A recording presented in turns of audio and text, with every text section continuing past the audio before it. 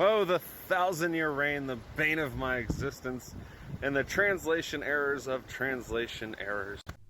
All right, let's see it. Now stay with me here if your IQ is over 33, okay? The Hebrew alphabet was letters and numbers. The word 1,000 in Hebrew means Aleph, which is tribe. It's the word Aleph, which means tribes. It can either be translated as 1,000 or tribes. Now, whenever the Greeks translated it, they translated it to 1,000. Or they translated it to chilios, which is where we get kilo, which is where we get 1,000 over translation. So the problems here are legion, but I am going to focus on 4, and I'll start with a pretty basic one. If you ever want anyone who knows anything at all about Greek or Hebrew to believe that you know anything at all about Greek or Hebrew, don't say chilios, because that broadcasts to everyone that you have never studied Greek or Hebrew, because you would know that the CH transliteration within a day or two of starting to study the language is never pronounced ch. That's a modern Latin consonant cluster. It is a transliteration of letters that make a hard H sound, ch, like helios. So when you say chilios, you're just broadcasting to anyone who has ever studied these languages that you do not know anything about these languages. Second problem is that you can't just arbitrarily assert that Aleph means tribe wherever you want. That is the least common word for tribe in Hebrew. The word mateh occurs 200 and something times. The word shevet occurs over 100 times. Aleph means tribe 6 times. All in late text as well, because it is a development from 1,000, which it means like over 400 times in Hebrew, to a military clan or tribal unit of 1,000 people to a military clan or tribal unit. And so it is a minority usage. But this brings up the third problem. You are assuming that the book of Revelation was translated from Hebrew, and there are absolutely no data whatsoever that support that. This is very clearly a text that was originally composed in Greek. Now, let's say you're assuming that John the Revelator received a revelation in Hebrew and then translated it into Greek, and that is what the book of Revelation is. Do you have any evidence of that? Jesus almost certainly would have been speaking Aramaic to John the Revelator if this happened at all. It would not have been Hebrew. But there are no data that support that. That's just an assumption. This text was originally composed in Greek. It was not translated from any other language, and certainly not Hebrew. And that brings up the fourth and the biggest problem. If you're saying that the word was Aleph and then it was translated into Greek as 1,000, you are entirely ignoring the context. There are 6 occurrences of the phrase 1,000 years in Revelation, all in Revelation 20. In the Greek there is hilia eti, 1,000 years. And so you're ignoring the word years as well. But let's look at what they say. Revelation 20 verse 2. Ke edison avton hilia eti. And he bound him tribe years. And then we go to verse 3. Until the achi telesthi tahilia eti. Until the tribe years were completed. Okay. And we have that occurring a couple of times. And then we have Evaselevsan meta tu Christu hilia eti. And they ruled with Christ tribe years. Okay? That doesn't make any sense either.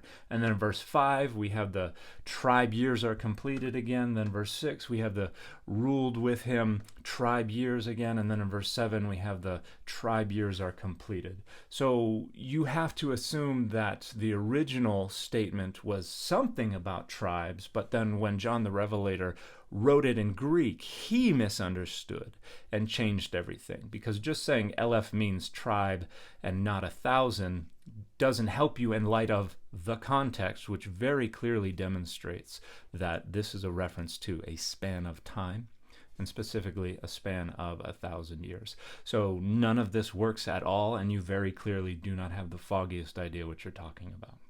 Jesus said what the reign of Christ was. He told them what it would be on earth.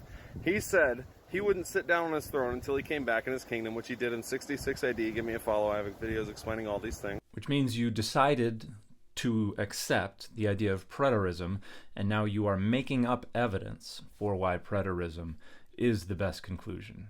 He told them that when he returned in his kingdom with all of his holy angels with him, that meant the saints, he would come back with tens of thousands of his saints and execute judgment. No, the Greek is very clearly angeli, which means angels. Saints would be hagii, which would mean holy ones or saints. It's an entirely different word. That they would be given 12 thrones to judge the 12 tribes of Israel. The word was they would be given 12 thrones to judge the 12 Eleph of Israel. If it were tribes of Israel with the word Eleph, it wouldn't be the singular Eleph. It would be the masculine plural construct Alfei Yisrael, which means if it were mistranslated as Eleph, it would have been mistranslated into Greek as thousands, not a thousand. So what was the reign of Christ? If you read Daniel, they were given thrones were set in place, and judgment was given to the saints of the Most High, and they would reign, right? In Revelation, those that overcame and loved not their lives unto the death would sit down on the throne with them, and the nations would be gathered before them, and they would break them with a rod of iron into shivers. Nations should have been translated as tribes. Is there a friggin' tornado? What's going on? So Revelation 2:26 says, I will give them power over the nations, epi ton ethnon. Ethnon means people or nations, so it's translating either goim or amim, nations or peoples.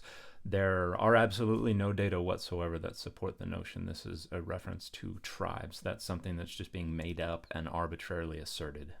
What it was actually saying was that Jesus Christ would reign until the destruction of the tribes, until he finished executing judgment on the tribes. That's why he reigned for 42 months. The word 40 in Hebrew meant to exact judgment. The Hebrew word arba'im meant absolutely no such thing whatsoever. In Hebrew, to say exact judgment, you say do judgment. You use the verbal root asa and use the word for judgment, mishpat. It has absolutely no relationship whatsoever to any word for 40. And if you're appealing to Gematria, the letter that has a numerical value of 40 is mem, which also doesn't mean anything remotely associated with exacting judgment. It meant a time until judgment was exacted, like how it said Jesus was tempted in the wilderness for 40 days. It doesn't mean that it was 40 days. They translated the word to 40 whenever it meant exact judgment. So he was tempted until he overcame. Again, the Gospels weren't translated from Hebrew. They were originally composed in Greek, and the narrator is composing that statement in Greek. There are absolutely no data whatsoever that support this entirely arbitrary and made-up claim. The word two in Hebrew, A-B, right, was bet. It was the word bet. That's why we call it an alphabet. We get alpha from Greek, bet from Hebrew, alpha, beta in Greek, alphabet, letters and numbers. The word bet meant house. Jesus Christ reigned for 42 months until he exacted judgment on the house. So this is all wrong. The word for two in the Hebrew Bible is shtaim or shnaim if it's in the absolute case, and shtei or shnei if it's in the construct case. Now using Gematria, the letter bet can have a numerical value of 2, but this is not the word house. This is just the letter bet. The word house is either bite or bait, again, depending on if it's absolute or construct, and it has nothing to do with the number 2. So this is betraying an abject ignorance of how Gematria works and how the Hebrew alphabet works and how the Hebrew language works. Jesus said some of them standing there would not taste death until they saw the Son of Man coming in his kingdom to reward every man according to their works. Now go read Revelation chapter 20. Every man was not rewarded according to their works until after the 1,000-year reign, until after the judgment of the tribes.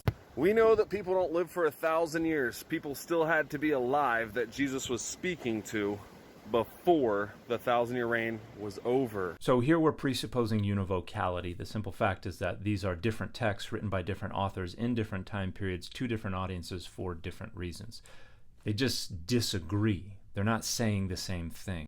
This is just a bad translation, and it is the worst translation in the Bible and the bane of my existence, because we live with a people that don't understand what was written because it's not written to them, and they don't have the original Hebrew. They don't know that Hebrew was letters and numbers, and they have no idea what they're talking about. Give me a follow. You should go learn something about Greek and Hebrew before you start presuming to lecture others about it.